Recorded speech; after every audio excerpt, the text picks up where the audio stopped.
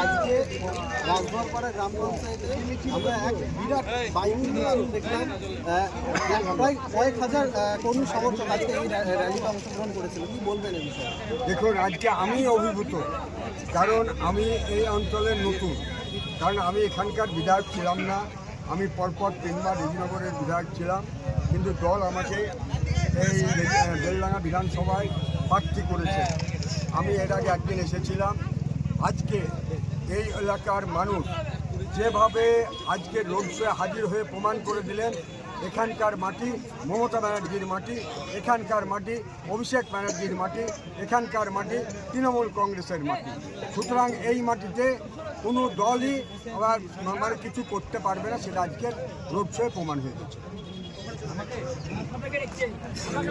Joy Bangla, Joy Bangla, Joy Bangla.